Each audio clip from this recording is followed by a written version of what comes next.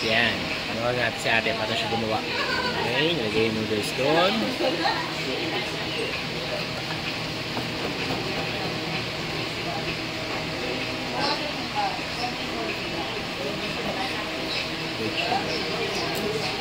Actually, fresh lahat ng ingredients niya. Ayan o, vegetable.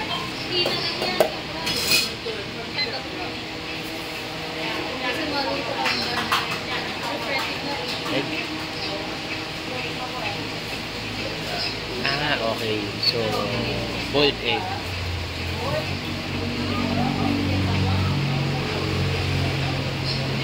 Oh, century egg yung kulay black.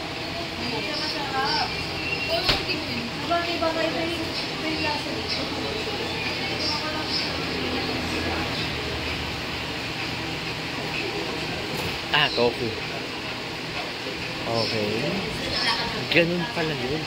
Hahatiin mo na isang buo. Hindi pa luto yun ah. Hindi pa lang niluluto yung tofu. Beef noodles lang pangalan nila? Hindi, bingo.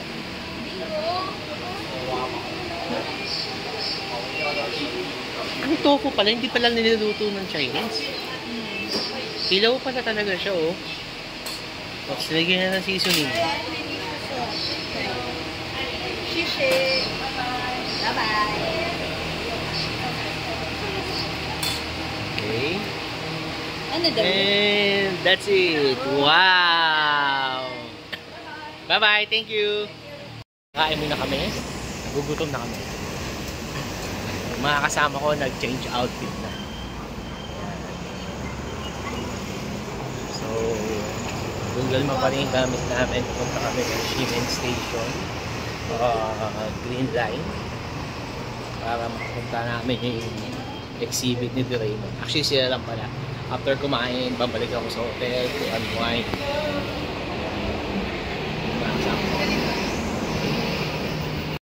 Yan, order na kami. Kami nagugutom na. So, ito yung mga menu nila ate. Okay, may mga fruits. Hindi ko alam kung ano to. Pero try ko yan, okay? So, ito. Yan, so start na tayong kumain. Order na kami. Braised pork with egg. Tignan natin kung kamusta.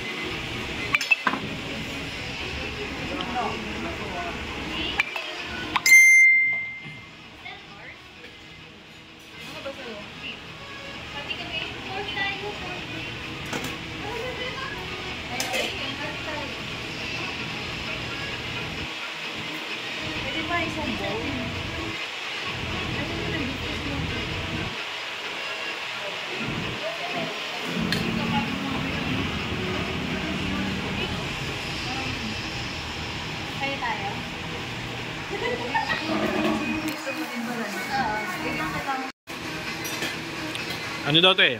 Fried bread stick. Yan. Yung susok-sok daw doon. Yan. Nabebetik mo na. Chopsticks pa ko. Ako? Ikaw dapat. Ikaw! Yan, ang ganda oh. Wow!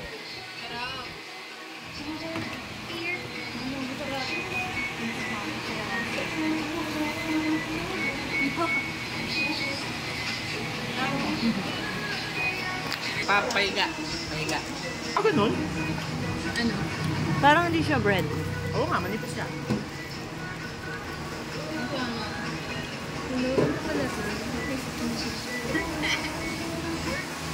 Gusto nyo? Kuha kayo. Hindi ko na kayo. Kuha ka pa.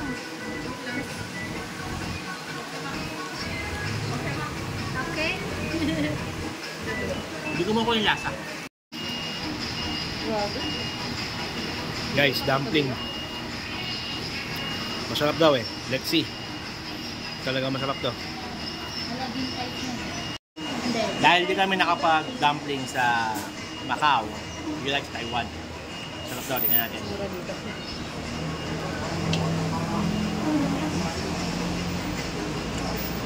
Ha? Sarap nga siya. Legit. Parang sa mga restaurant sa BGC. Parang karinderya lang to ah. Sarap. Pwede bang And hi guys! So, try nyo tong Bingo. Bingo yung name ng store nila. Okay. So, dito sa may Seamen. So, ito. So, ito yung mga food niya. Actually, kumakain na kami. Affordable, cheap, pero quality yung food niya. Sarap. Okay. Si ate yung owner. Hi ate! Say hi to YouTube! Hi! Welcome din to Bingo! Thank you. Ayan. So, okay dito sa store ni ate. So, masarap siya actually. So, dito lang siya banda. Sining Street Road. Okay. Tapos yan, makikita nyo na itong store ni ate. So, sa Pilipinas, parang siyang karinderya. Pero kung sarap, sobra. Quality yung food. Yan. Try nyo dito guys. Sulit.